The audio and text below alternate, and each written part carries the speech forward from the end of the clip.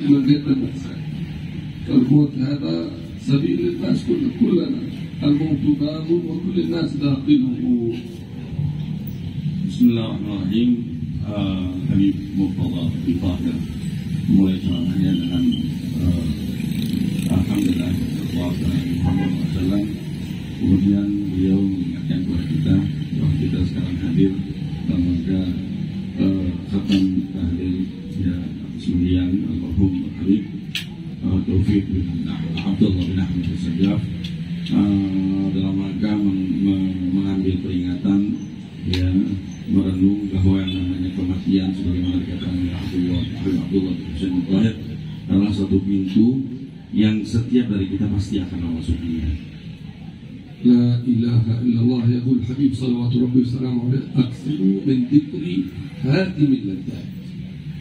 La ilaha illallah, ingatlah baginda Nabi Muhammad SAW pernah berkata, perbanyaklah kalian agar mengingat perkara yang kiranya dapat memporak-porandakan segala kenikmatan, yaitu kematian. Yaqul al-Maula jalla wa ala awalam nu'ammirkum ma yatadhakkaru fihi man tadhakkar wa ja'akum an-nadhir. Allah Subhanahu wa taala berfirman di dalam Al-Qur'an, apakah bukankah saya telah memberikan kepada kalian peringatan melalui para nabi Muhammad, para nabi, dan telah datang kepada Nabi Muhammad SAW dan Al-Quran Al-Azim. وذكر المفسرون أدوار مختلفة بالمعنى والمقصود بالنذير. Setiap ahli tafsir memiliki penafsiran yang beragam terkait makna nadhir dalam ayat tersebut. فلا شك أن النبي صلى الله عليه وسلم هو نذير. Dan tidak diragukan lagi bahwa yang dimaksud diantaranya an-nadhir itu adalah Nabi Muhammad SAW. ولا شك أن القرآن نذير. Dan tidak diragukan juga bahwa Al-Quran adalah bagian dari bentuk peringatan yang dimaksud dalam kalimat. وقال بعض أهل العلم الشيء إذا ظهر في مفرق الإنسان نذير. Begitu juga sebagian ulama berkata bahwa uban yang tumbuh di sebagian kepala kita itu juga merupakan bagian dari nadhir yang merupakan peringatan. قال بعضهم إذا بلغ الإنسان 40 سنة فقد جاءه النذير. Bahkan sebagian juga berkata apabila seseorang telah mencapai umur 40 tahun artinya telah datang kepada dia nadhir, peringatan. إذا ينبغي علينا أن نستعد للموت في كل لحظة وفي كل حين. الموت أقرب غائب ينتظر. Oleh karena itu sudah seharusnya kita mempersiapkan diri dalam menghadapi kematian di setiap waktu dan setiap saat. Dan ketahuilah bahwa kematian adalah merupakan perkara gaib yang paling dekat ditunggu dan tidak, kematian itu khusus buat orang-orang besar.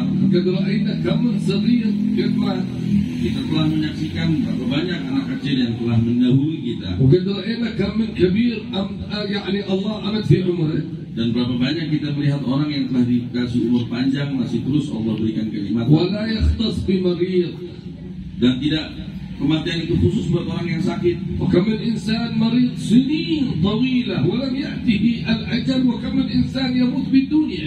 Dan berapa banyak kita saksikan orang yang sakit puluhan tahun tapi dia belum datang ke kematian, tapi kita saksikan kebalikannya, orang yang tidak pernah sakit atau mendadak dijemput oleh kematian. ذلك عندما نحضر مثل هذه المحاضر وهذه المجالس نتذكر أننا نحن صائر كلنا هذا الرجل، كلنا سنكون يوما ما مثل هذا.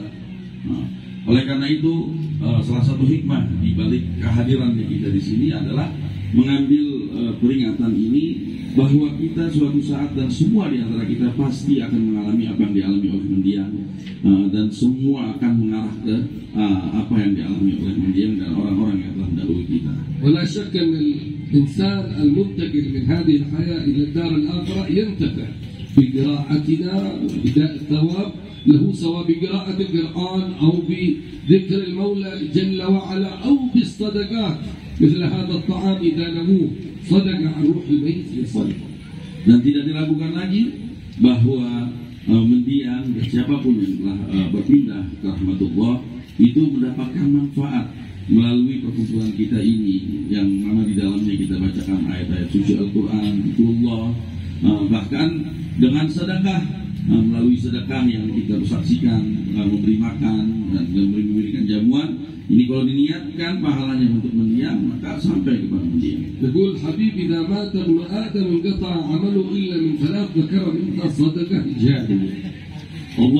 Nabi Muhammad SAW menunjukkan dalam hadis apabila putra Adam, artinya manusia, meninggal, maka terputus seluruh sumber amalnya kecuali melalui 3, dan disebut diantaranya sedekah jariyah. Atau walad, anak yang soleh yang senantiasa mendoakannya. Dan ilmu di awalnya di dalam hadis itu ilmu yang bermanfaat, yang diambil manfaatnya oleh banyak orang. هذا ليس فقط محصور الحديث على هذه الثلاثة، فقد أمرنا الله سبحانه وتعالى أن نصلي على الميت، وأخبرنا أن الميت ينتفع بمن صلوا عليه، فكلما كثر المصلون كلما كثر الداعون والمستغفرون له والذين جاءوا من بعدهم يقولون ربنا اغفر لنا ولإخواننا الذين سبقونا بالإيمان، مع أن هذا ليس ولده، إنما هم المصلون المؤمنون، مع ذلك ينتفع بهذه الصلاة. Dan pada hakikatnya tidak terbatas pada 3 poin yang tadi disebutkan, tapi Allah juga memerintahkan kita bagaimana kita diperintahkan untuk sholat kepada mayit.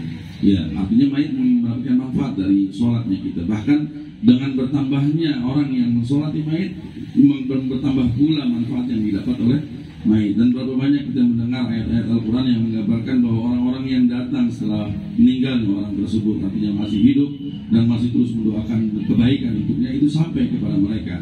Nah, artinya di sini dan di sini tidak disebutkan khusus untuk anak, tetapi umum bagi siapapun orang beriman yang merelakan doanya dan pahala hasil amalnya untuk si mayit, maka akan sampai ke sisi mereka. فالحديث دل على شيء إنما يدل على انقطاع عمل الشخص نفسه، لا انقطاع عمل الغير، وإلا الدعاء من الغير يصل، تصدق من الغير يصل، ترحم الصلاة منه من الغير يصل، إنما انقطع عمله، هو عمله كان يصلي ما عاد يستطيع يصلي، كان يقرأ القرآن ما عاد يستطيع يقرأ القرآن، كان يحج ما عاد يستطيع أن يحج، لكن لو في واحد بيحج عنه أو بيعتمر عنه ويهدي صلاة ويهدي هذه الحجة أو هذه العمرة أو قراءة المصحف أو هذه الصدقة له يصل، لأنه هذا ليس من عمله وإنما من عمله.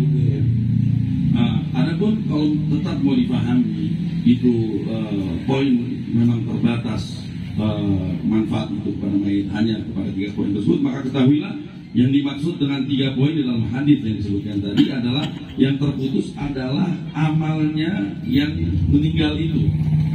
Sumber amalnya hanya dari 3 poin. Adapun amal selain dia dari kalangan muslimin tidak disebutkan di dalam hadis tersebut sebagai amal yang terputus untuk dihadiahkan kepada yang meninggal.